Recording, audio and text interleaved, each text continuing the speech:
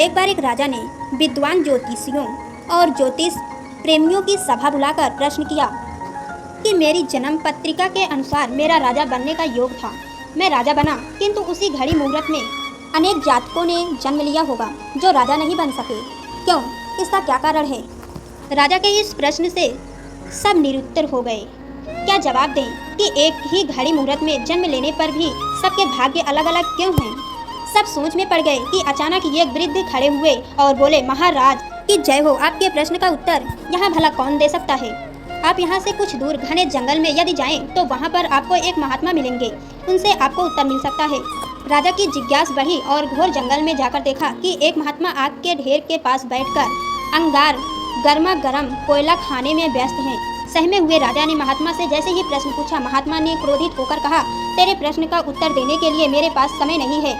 मैं भूख से पीड़ित हूँ। तेरे प्रश्न का उत्तर यहाँ से कुछ आगे पहाड़ियों के बीच एक और महात्मा हैं, वो दे सकते हैं। राजा की जिज्ञासा और बढ़ गई। पुनः अंधकार और पहाड़ी मार्ग पार करके बड़ी कठिनाइयों से राजा दूसरे महात्मा के पास पहुँचा, किंतु ये क्या महात्मा को देखकर राजा हक्का बक्का रह गया। दृष्टि ही कुछ ऐसा था, वह महात्मा अपना ही मांस चिमटे से नोच नोच कर खा रहे थे।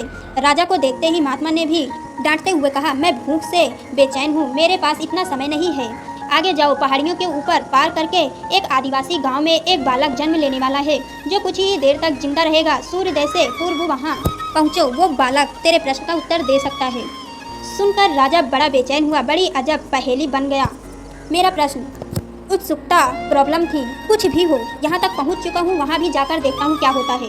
राजा पुनः कठिन मार्ग पार करके किसी तरह प्रातः होने तक उस गांव में पहुँचा। गांव में पता किया और उस दंपति के घर पहुंचकर सारी बात कही और शीघ्रता से बच्चा लाने को कहा। जैसे ही बच्चा हुआ, संपत्ति ने नाल सहित बालक राजा के सम्मुख ही उपस्थिति किया। राजा को देखते ही बालक ने हंसते हुए कहा, राजन, मेरे पास भी समय नहीं है, किंतु अपना उत्तर सुन लो। तुम, मैं और दोनों महात्मा 7 जन्म पहले के चारों भाई व राजकुमार थे। एक बार शिकार खेलते खेलते हम जंगल में भटक गए। 3 दिन तक भूखे प्यासे भटकते रहे। अचानक हम चारों भाइयों को आटे की एक पोटली मिली। जैसे तैसे हमने 4 बाटी सेकी और अपनी अपनी बाटी लेकर खाने बैठ ही गए थे कि भूख प्यास से तड़पते हुए एक महात्मा वहाँ आ गए। अंगार खाने वाले भाई से उन्होंने कहा, बेटा, मैं 10 दिन से भूखा हूँ, अपनी बाटी में से मुझे भी कुछ दे दो, मुझ पर दया करो, जिससे मेरा भी जीवन बच जाए। इस घोर जंगल से पार निकलने की मुझ में भी कुछ समर्थ आ जाए। इतना सुनते ही भैया गुस्से से भड़क उठे और बोले, तुम्हें दे दूंगा तो मैं क्या आप खाऊंगा? चलो भागो यहाँ से। वो महात्मा जी फिर मांस खाने वाले भैया के निकट आए, उनसे भी अपनी बात कही, किंतु उन भाइयों ने भी महात्मा से गुस्से में आकर कहा कि बड़ी मुश्किल से प्राप्त से ये बाटी तुम्हें दे दूंगा तो मैं क्या अपना मांस नोच नोच कर खाऊंगा? भूख से लाचार हुए महात्मा मेरे पास भी आए, मुझसे भी बाटी मांगी तथा दया करने को कहा, किंतु मैंने भी भूख में धैर्य होकर कह दिया कि चलो आगे बढ़ो, मैं क्या भूखा मरूं? बालक बोला। अंतिम आशा लिए वो महात्मा, हे राजन, आपके पास भी आए। दया की याचना की सुनते ही आपने उनकी दशा पर दया करते हुए खुशी से अपनी बाटी में से आधी बाटी आदर सहित उन महात्मा को दे दी। बाटी पाकर महात्मा बड़े खुश हुए और जाते हुए बोले, तुम्हारा भविष्य तुम्हारे कर्म और तुम्हारा व्यवहार से फलेगा।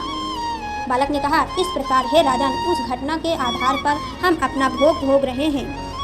धरती पर एक समय में अनेकों फूल खिलते हैं, किंतु सबके फल, रूप, गुण, आकार, प्रकार, स्वभाव में भिन्न होते हैं। इतना कहकर वह बालक मर गया।